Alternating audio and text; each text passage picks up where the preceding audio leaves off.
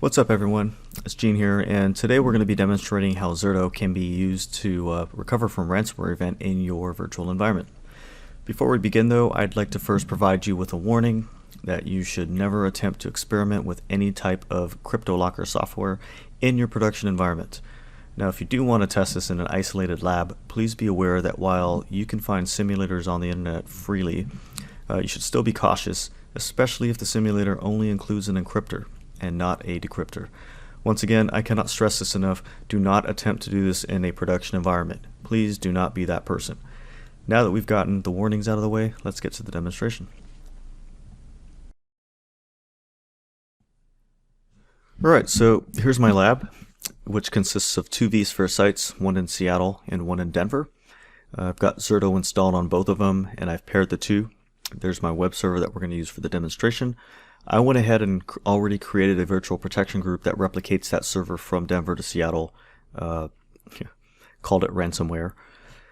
And that's just to speed things up and start getting some generated checkpoints after that initial sync. Here's my web server with the scripts on it to encrypt the system. I've got a bunch of dummy files and 3 subfolders of my web root, which actually hosts a live sample or test IIS website for the demonstration. Before I even encrypt the files, I want to, well I can start it now, but what I want to do is add a tag checkpoint into the journal so when we do recover, it just gives me a quick and easy way to identify where to go to. In normal production environments, you're not really going to have the luxury of knowing when ransomware is going to infect a system, so you wouldn't be going through what I'm going through with the tag checkpoint. To verify the tag checkpoint has made it into the journal, I'm just going to start a live failover but not executed. I'm going to click on the checkpoints here, and then we can see that yes, my tag checkpoint did make it into the journal. So we'll cancel that for now. We'll come back here later. And now we're all set to start encrypting these files.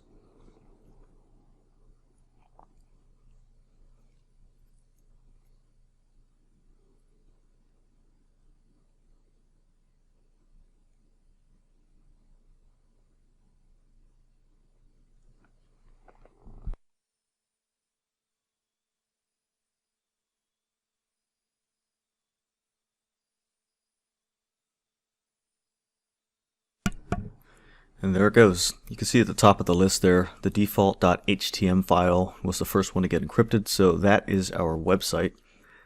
We can go and verify that remotely from my workstation here that indeed the data has been encrypted. It's totally unreadable. There it is. Alright, so let's close this and get back to the web server. And we'll just wait until we complete, the script completes before we take any recovery steps.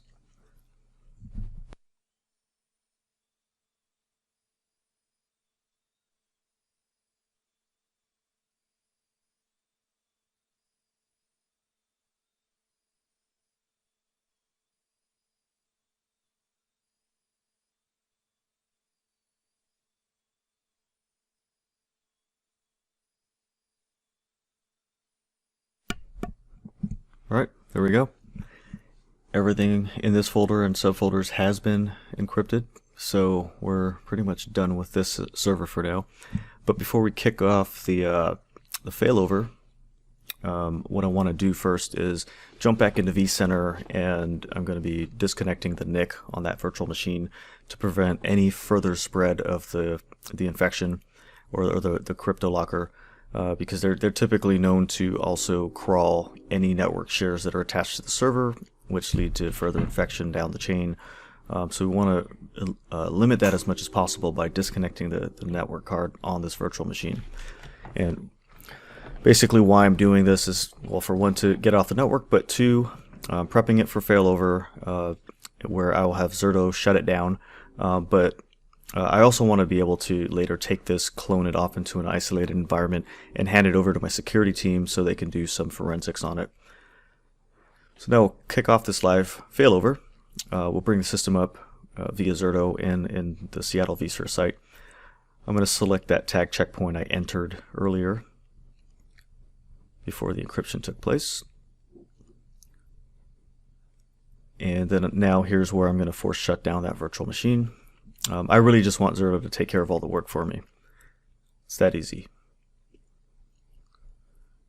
Right, when we're all set, we just click Start Failover, and then we'll jump over to the Seattle vCenter, and we can start. We'll start to see the activity take place, and then soon enough, that Denver web server will show up there underneath the normal priority resource pool. There it is.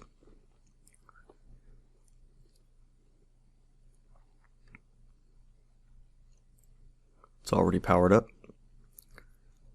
Let's open up the console. You can watch it boot. It's going to have one reboot afterwards because I did pre-configure the IP address for this site. So that's going to you'll see that here shortly.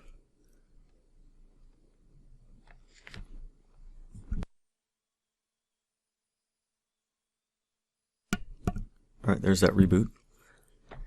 Now when it comes up, I can actually log into it, and we can start validating whether or not the system is back to an unencrypted state.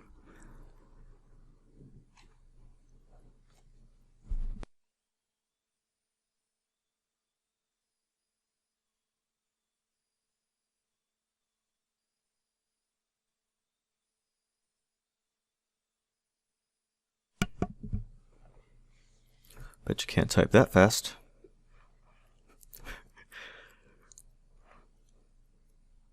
Right, let's browse the web routes. And we'll open up a couple of files to validate whether or not they're encrypted. There's my HTML file in all its glory. Here's an image that we encrypted before we did this. Now we can access the image. And then I also want to jump out of this remote session or console and also open it up in my browser. But because this jump box I'm on is not on the domain that that server's on, I gotta rely on good old host file for my fake DNS.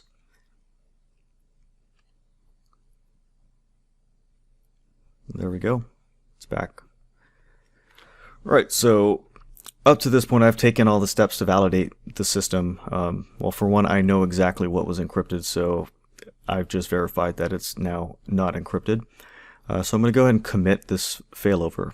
I'm going to disable reverse protection because if I turn that on before I commit, or when I commit, it's basically going to unregister that VM in the Denver site that's infected, and it's going to overwrite all that data. So I had it not reverse protect because I don't want that to happen. Now I can actually go and clone that system and do what I need to do with it for my security team. Once they've got their hands on it, then I can go back into Zerto, edit that VPG, and click done, and then it'll start resyncing, therefore creating a brand new copy of itself in its clean state, and then continuously protect from there.